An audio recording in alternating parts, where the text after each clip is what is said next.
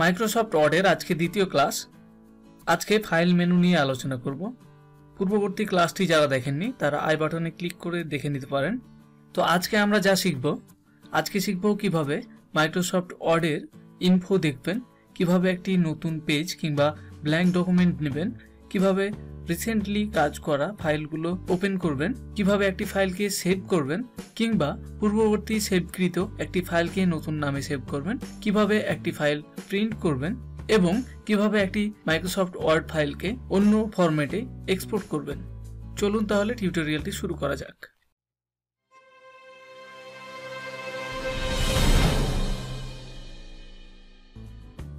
Microsoft word সফটওয়্যারটি open করার পর ফাইল মেনুতে ক্লিক করলে আমরা দেখতে পাবো এখানে ইনফো নামে একটি অপশন রয়েছে। এর ডান দিকে আমরা যদি তাকাই তাহলে দেখতে পাবো প্রপার্টিজ নামে একটি অপশন রয়েছে। এই প্রপার্টিজ অপশনে আমরা আমাদের ওয়ার্ড ডকুমেন্টটির সাইজ, এর ভেতরে কয়টি পেজ রয়েছে, কয়টি ওয়ার্ড রয়েছে এবং টোটাল এডিটিং টাইম কত মিনিট এবং এই ফাইলটি কে তৈরি করেছে এ সম্পর্কিত বিস্তারিত তথ্য আমরা এই প্রপার্টিজ অপশনে পাবো।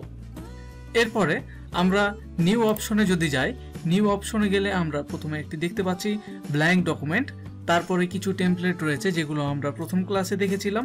তো আমরা যদি চাই নতুন কোনো পেজ নিতে, সেক্ষেত্রে আমরা এখান থেকে টেমপ্লেটগুলো ওপেন করতে পারি, অথবা আমরা ব্ল্যাঙ্ক ডকুমেন্টে যদি ক্লিক করি তাহলে আমাদের নতুন একটি পেজ ওপেন হয়ে যাবে। আমরা নিউ পেজের কিবোর্ড শর্টকাট হিসেবে Ctrl+N ব্যবহার করতে পারি।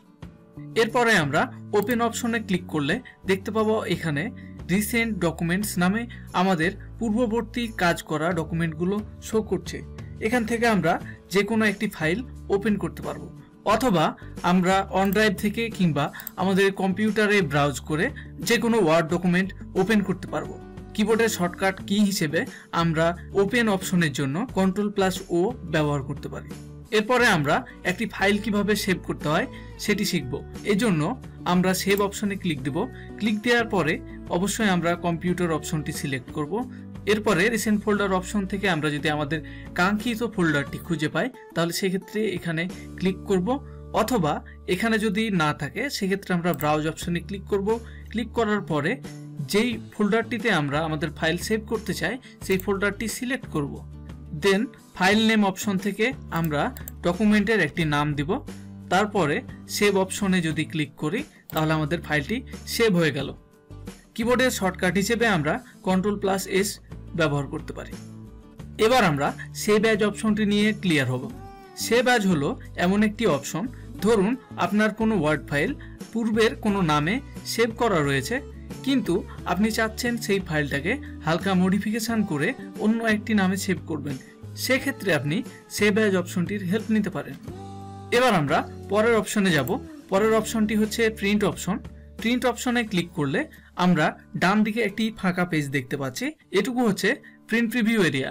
কোনো ফাইল প্রিন্ট করার পূর্বে আমরা এখান থেকে প্রিভিউ করে নিতে পারবো।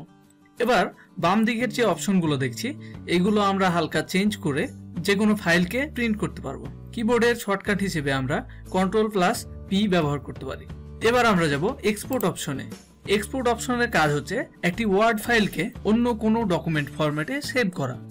আমরা যদি কোনো পিডিএফ ক্রিয়েট করতে চাই তাহলে ক্রিয়েট পিডিএফ অপশনে ক্লিক করে আমরা পিডিএফ ফাইল ক্রিয়েট করতে পারবো, কিংবা আমরা যদি অন্য কোনো ফরম্যাটে সেভ করতে চাই সেক্ষেত্রে চেঞ্জ ফাইল টাইপ অপশনে ক্লিক করতে হবে। ক্লিক করার পরে এখানে আমরা কিছু ফাইল টাইপ দেখতে পাচ্ছি, এর মধ্যে থেকে যে কোনো একটি সিলেক্ট করতে হবে, তারপরে আমাদের ফাইলটি সেভ করে নিতে পারবো।